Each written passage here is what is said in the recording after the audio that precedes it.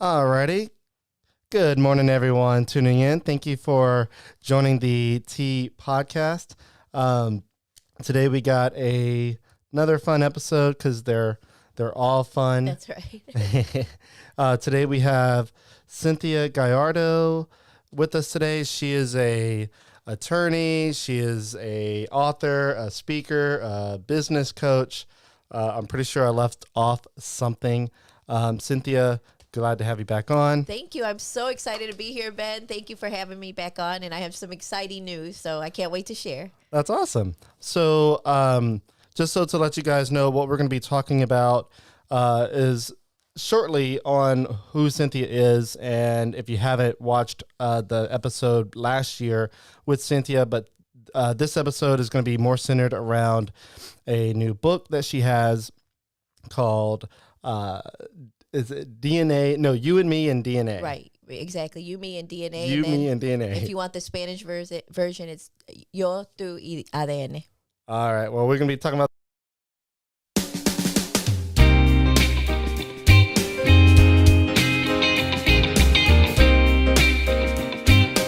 All right. So, yeah.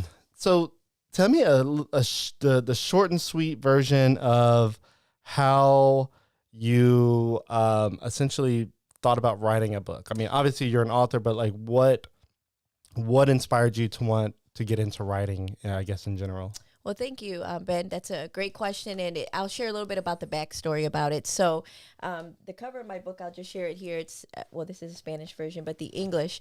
So what's really cool about this is the characters are based on real people, and that's really the backstory behind it. So this is my cute little nephew, Gavin. But the backstory to the book itself is that about 10 or 11 years ago, and that's why I always tell people, it doesn't matter when you do it, just do what you want to do. So that goes back to the coaching aspect of things, right? Just do it. So about 10 or 11 years ago, my nephew named Deante, he called me up and he said, Tia, I'm really sad. And I asked him why he was sad. So tia means aunt in Spanish, just so you know. So he said, Tia, I'm really sad. And I asked him why, and I could hear that sense of like just a lot of a deep sadness in his voice. And I got really upset about it. You know, I wanted to see how I could help him. So he said that kids at school were bullying him because of his skin color. Basically, he's a biracial or bicultural child, because my sister is Hispanic, she has really white, creamy skin, and his dad is a dark colored. And they were telling him, that can't be your mom. That's not your mom. You know, you don't look like her. You don't have the same skin color. So what I did, instead, I turned it around in a way that I could help him appreciate and value who he was.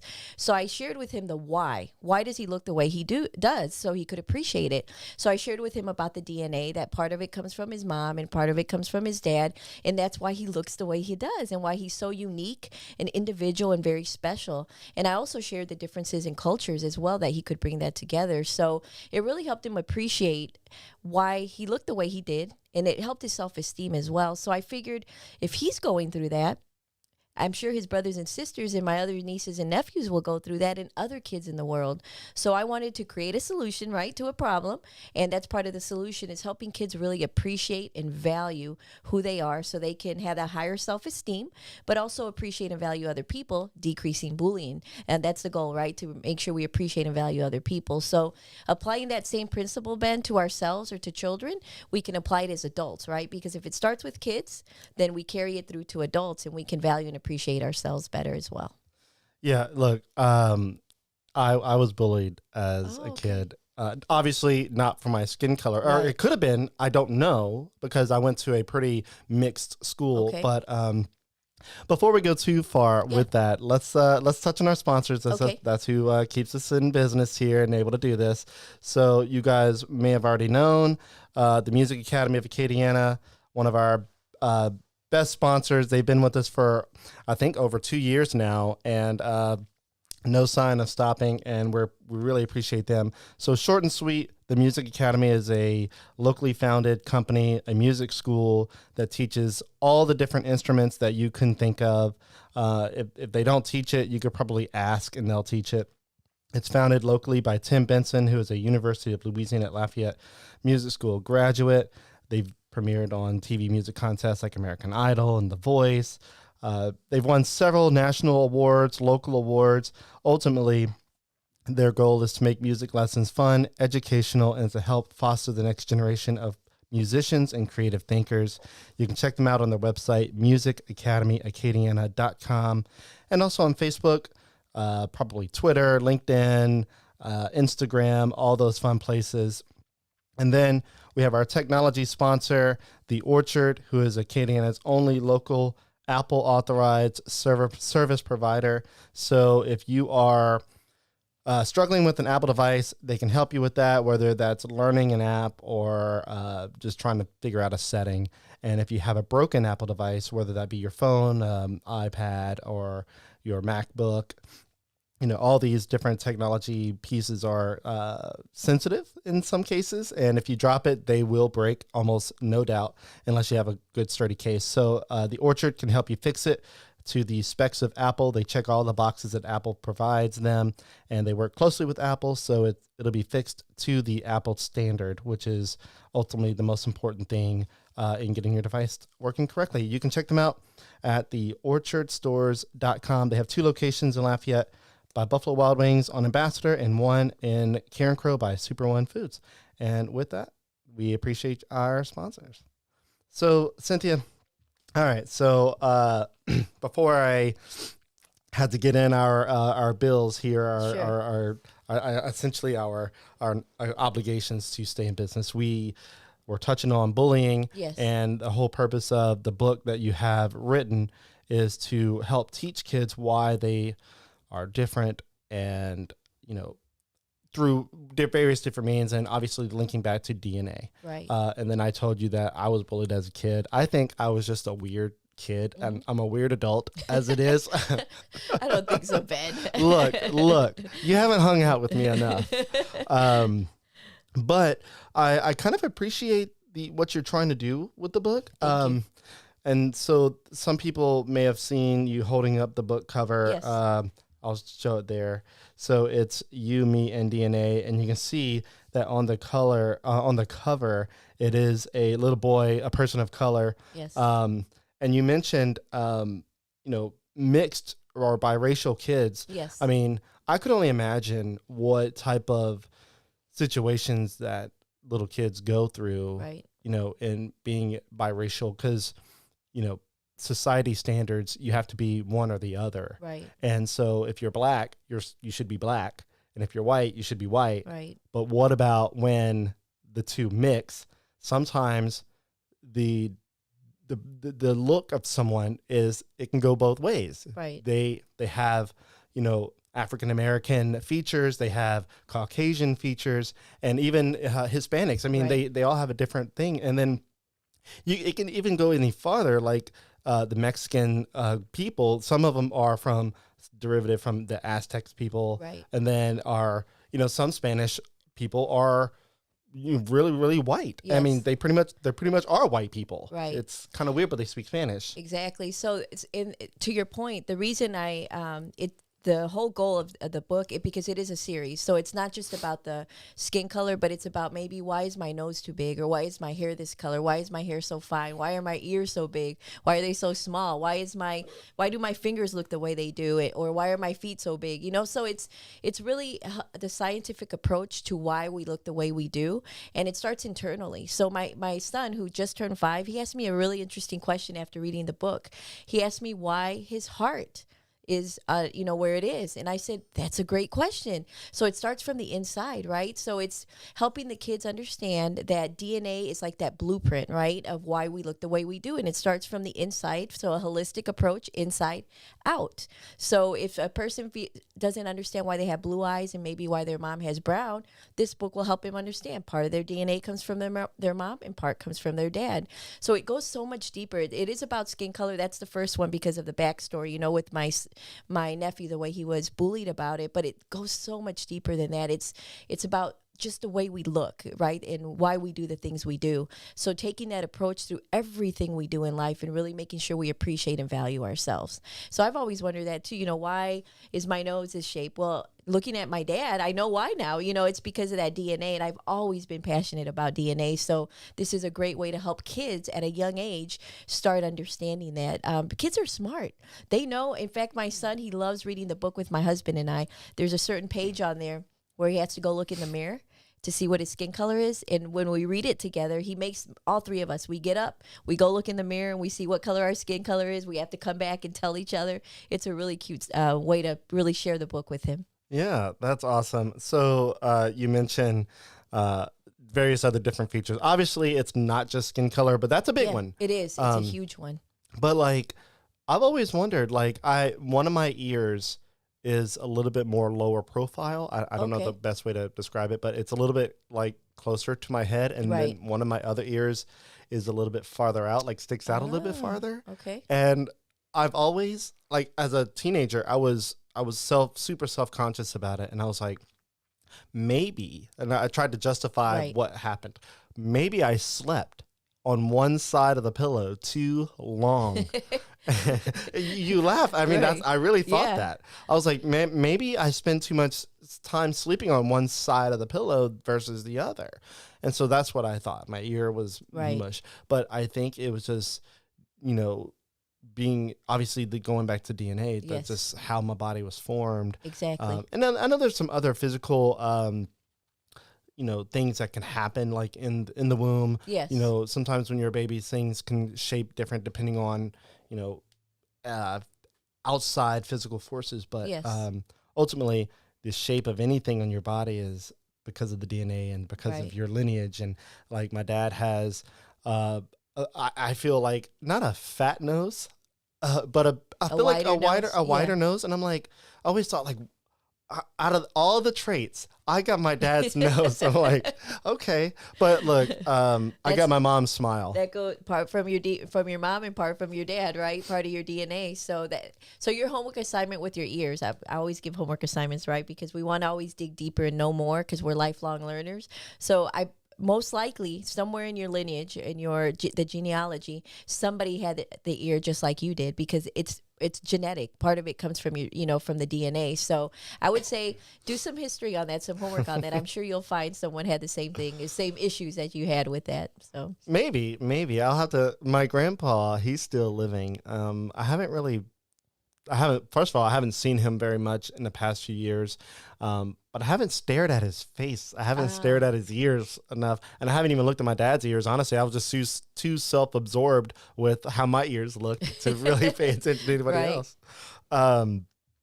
So what are some of the other things that this book teaches kids? Like, obviously it's geared for children because it looks like it's pretty simple to read. Yes, it's geared for children it is for children between the ages of 6 to 9 years old.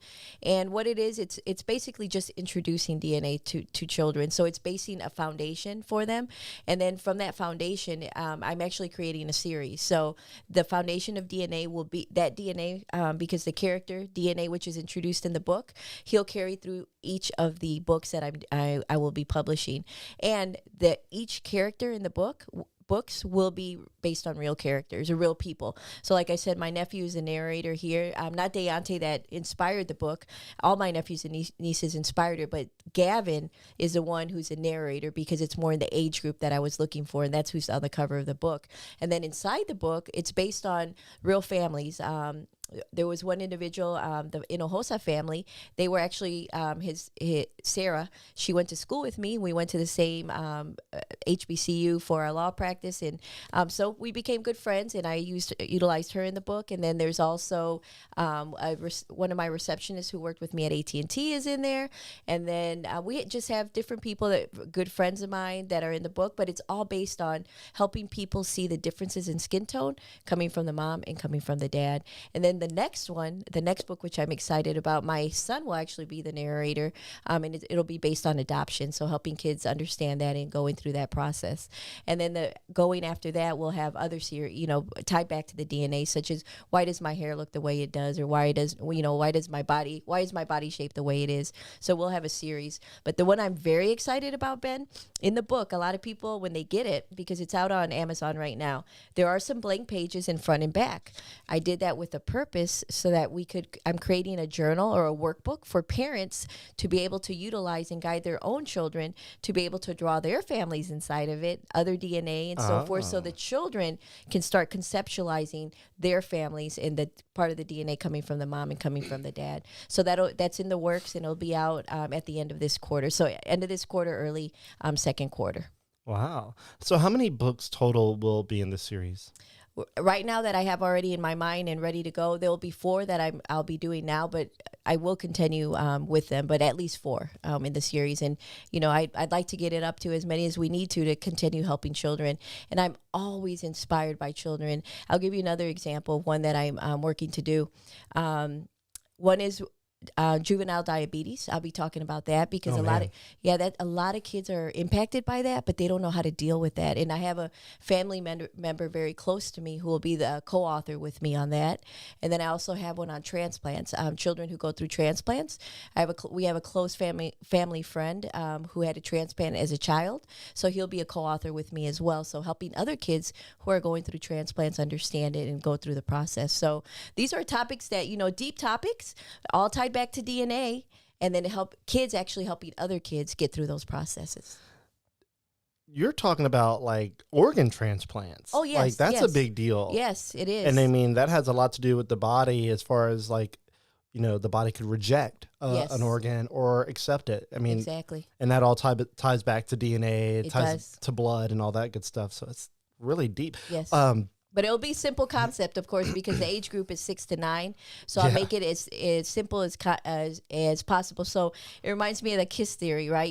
We learn it in school, that keep it simple, but I'll say student is keep it simple, student. So that's the approach I take. We're all lifelong learners, as I mentioned. So I want kids to be able to understand these complex subjects in a simple manner. All right. So for those that are watching, and also myself, have you studied DNA? Like what has inspired you from a science perspective? Like, did you learn genealogy? Did you go to school for that? Obviously, you're an attorney. You're a speaker, business coach. It seems a little out of the box for you to be writing about DNA, but it's a simple form. I get it. But like, what is the backstory there? Like, are you just super enthused about DNA and what it does, or do you have some type of education background to support the DNA discussion? Well, thank you for asking that. So I do have the background because I did study biology and chemistry in my undergraduate work. And I've always been passionate about DNA from the moment I learned about it, because it's such a complex subject, but we can make it simple, and it answers so many questions. And that's why with the children's book, it's a scientific approach, because you can't really, and I would say, some people say you can argue science, but in this case, you can't really argue DNA, because it's either part of it comes from your mom and part of it comes from your dad. You can't argue that, there's no way to argue it. So in that case, we're taking that complex subject and making it simple for children. And because I learned about it, most kids don't learn about DNA until maybe 7th, 8th grade, and then of course in high school. But what if we started young? And that's the goal. That's like the movement I'm trying to do here. If you start young as children and you build upon that foundation, their self-esteem is going to be so high if we take that approach, and it's going to help us decrease the bullying, as I mentioned earlier, and it just helps kids take a more passionate approach to sciences, because right now we don't have a lot of minority individuals, or we don't have a lot of women, girls, and so forth in STEM, so this is one of the ways we can do that. We can bring kids and really make them passionate about science. Like, I'm thinking about your kids. Are they passionate about science? Well, maybe this book will help them get passionate. Yeah. So that's really what I want to do, is help kids understand that science helps us change the world and make it a better place, and we just have to understand it.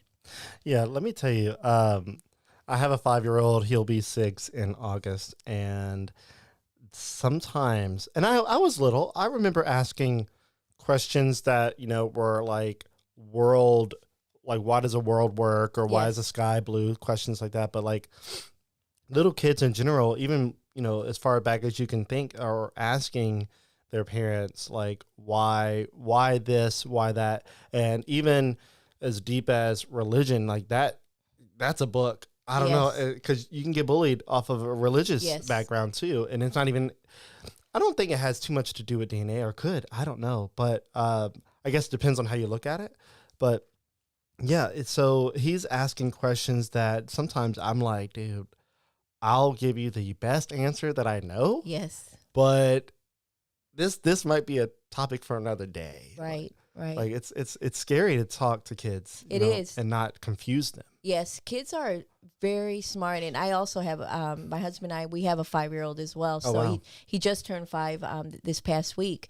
But kids are so intelligent; they will ask you deep questions. So, like you said, my son will ask me, "Well, why is the sky blue?" He's not happy with, "Oh, it's blue because of just a simple answer." He wants the deeper answer. So, my goal or my hope is that with this book, when a kid asks a parent, "Mommy or Daddy, why do I look this way? Or why is my nose like this? Or why are my ears like this?"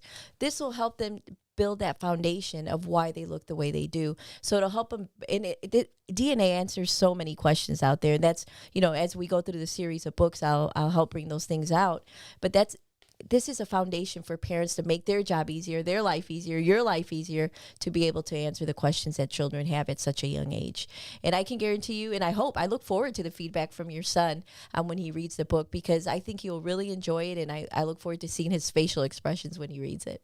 Yeah, I'm definitely going to read it to him. I'll start tonight. I'll start with a couple of pages and see what he thinks, because I'm interested in it. I thought, honestly, with you coming on talking about DNA, honestly, I was like, this is going to be one long novel.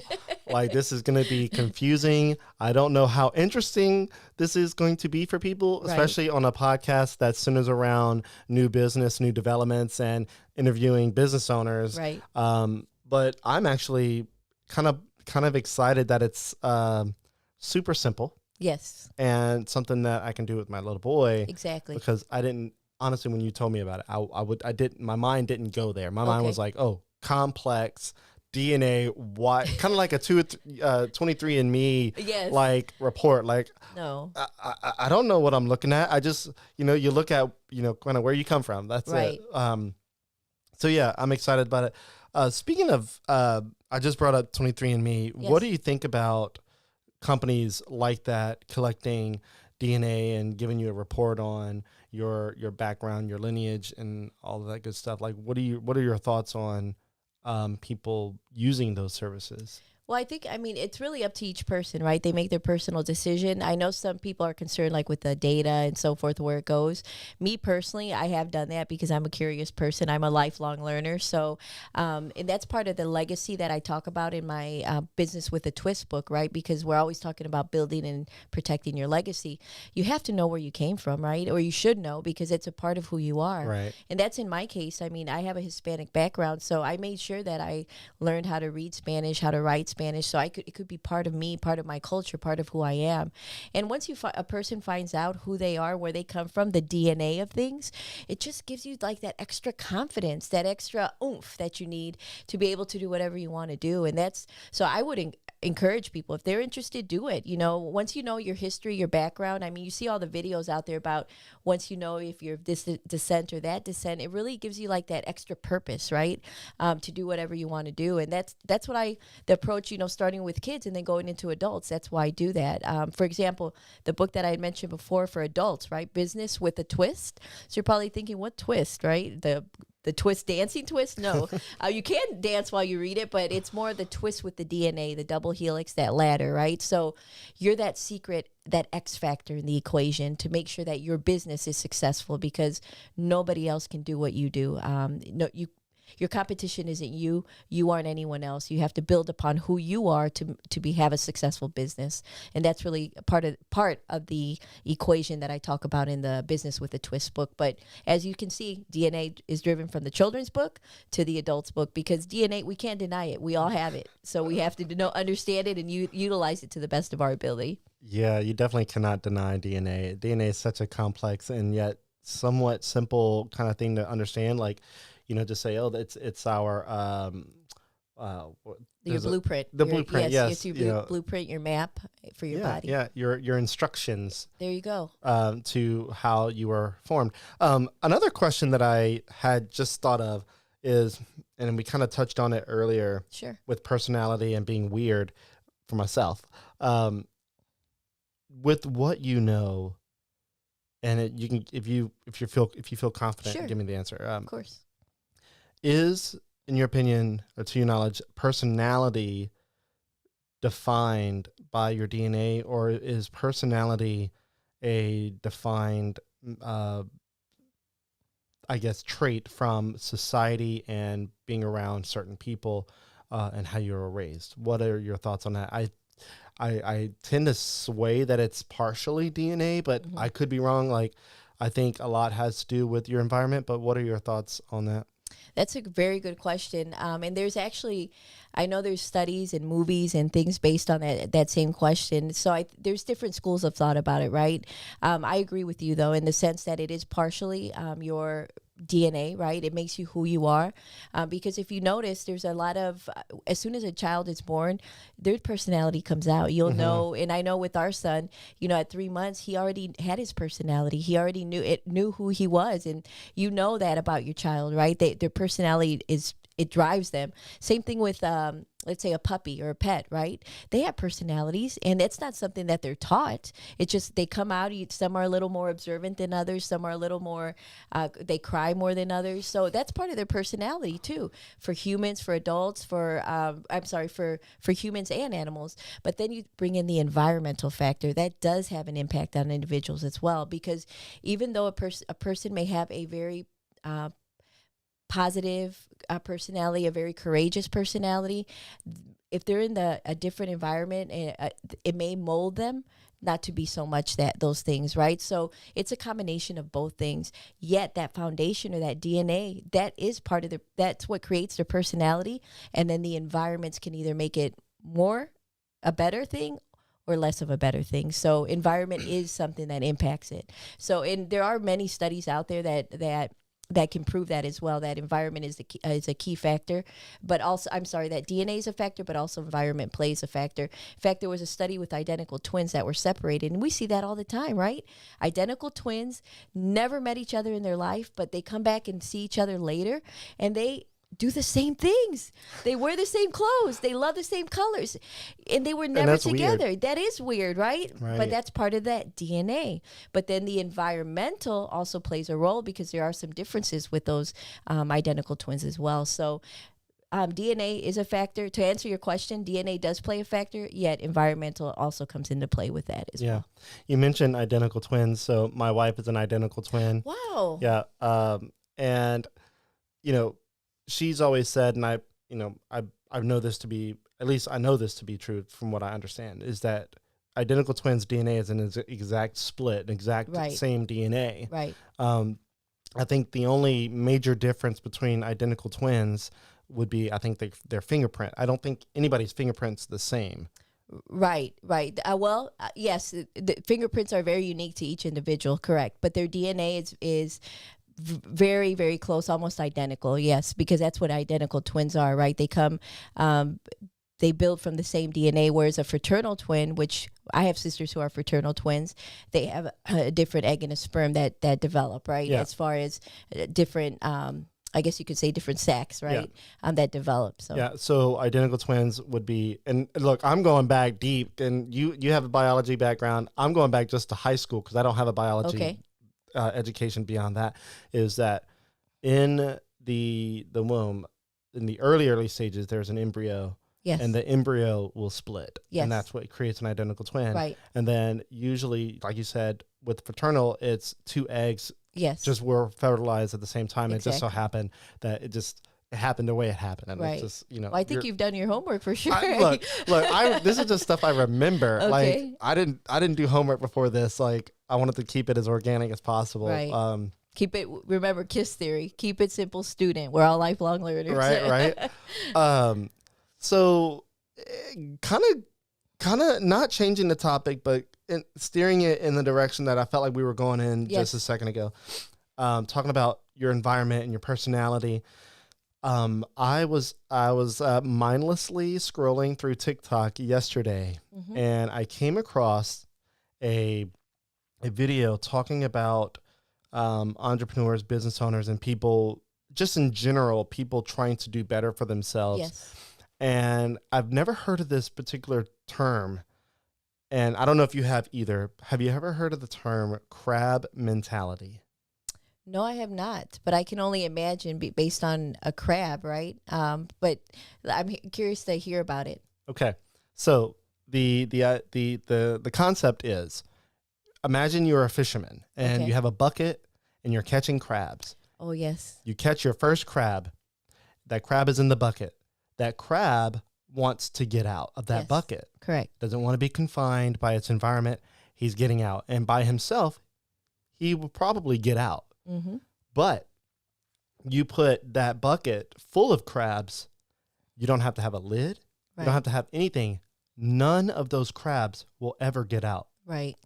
Do you know why? Because they're fighting against each other, right? As far as they keep pulling each other down. Exactly. Yes. So as soon as you say, I'm like, yes, that's what that is. Yes, they pull each other down. So they're not helping each other out, right? That definitely makes sense. So, yeah, so I'll let you finish that up. And then. So essentially what this person was getting to, and obviously you're catching on super quick with it, is that in a confined environment where you do not have any I guess way to see beyond your environment, and for someone that wants to try to get out of that environment, they, with their peers around in that same environment, even though they try to get out of it, they will tend to be pulled back in because of the crab mentality. Like, this person is doing something out of the box or trying to get out of a situation that feels comfortable to us. Like, let's pull them back in before, so to speak, they do something that they shouldn't do. Or like, for example, it's with family members. Right. I mean, you can just go back, narrow down there. Your family, sometimes they want the best for you, but if you're trying to do something that the family hasn't ever done, so for example, finish college, be the first one to go to college. Well, your family is going to be like, well, I didn't go to college. Like, why do you need that? Like, that's part of the pulling back in, like trying to get back in the bucket. Right. What are your thoughts on the crab mentality? Well, it makes sense completely, Ben, because now that you say it that way, I definitely agree with you. I mean, that mentality of people pulling you back in. So we have to be disruptive and be the ones that do get out or do make that change. Or even like with an entrepreneurial mindset, you know, a lot of people want to start a business or they want to build a business or they don't know how to do it because nobody else around them has done it. So it's kind of that crab mentality again that comes into it. So that environment does play a role. But the key is, and part of the other variable that I talk about in my book, Business with a Twist, and we had talked about it before when I came on, is synergy. You have, the mass of the whole is greater than the individual parts. So if you go back to that crab or you think of all those crabs in the bucket, well, that's not synergy because they're not working together to be able to achieve their common goal of getting out. They're working against each other. So that's totally against synergy. But when you get the right group of people in a bucket or a confined area, then you can do marvelous things, right? Because you're working together towards a common goal. And that's where the mass of the whole is greater than the individual parts. That's what synergy is about. It's complete opposite of what a crab mentality is, right? But crab mentality happens all the time. In fact, you think of think tanks. You know, we talk a lot about think tanks, people coming together to have ideas. But what if you get the same type of people in a room together, same thought processes, they're not thinking disruptively, meaning thinking outside the box, right? But they're always confined to the same ideas. That's not being productive or being synergistic, because you're always going to come out with the same result, the same thing. But if you put a group of people together that have different thought processes, different ideas, then that is a true think tank, right? So a lot of people, people come together and they say, oh, we have a great idea, but it's the same idea each person had, the same idea. You need somebody in there that comes and shakes things up. And that's what synergy is about. So that's the total opposite of that crab mentality, right? We want to stay away from being like a crab, and we want to be synergistic. Yeah, man. Look, you can dive real deep in the crab mentality kind of concept. I mean, it can be applied in many different facets of life. It can. And some of it, you think, oh, I don't want to think about it like that. So, for example, my first thought whenever I watched this video was like religion. Okay. And, some religious groups have a very, very traditional kind of thing about them. Mm-hmm. And I mean, there's 100 different flavors or more than of religious groups. And let's say there's one person who sees something different for themselves, whether that be right or wrong in your opinion. That religious group will try their best to like pull them back in because that's what they're right. Or and I think a lot of that, and we can go. It covers any type of topic, but each person has their own choice to make. Right? It's called free will. Each person has free will to decide based on once they gather all the information, they can make an educated decision based on that. Right? So free will, and that applies to anything in life. You do. Let's say you have a major decision about, in your case, buying a home. Right? So you're going to make a decision based on the facts of what you bring to the table. You go out, you do your research, and that then you can make the best decision for you and your family at that particular time. So free will is a concept that applies to everything we do in life, Indeed. Right? Especially in religion, each person has to make their own choice with that. But in this case, with DNA, it comes back to the scientific approach. You can't argue that. Yeah. All right. So I know we went off on a small little tangent. Just a little bit tangent. Just a little bit. Going back to your book. Yes. So for those that are watching and or listening, how can they find your book and where can they buy it? Fantastic question. Thank you.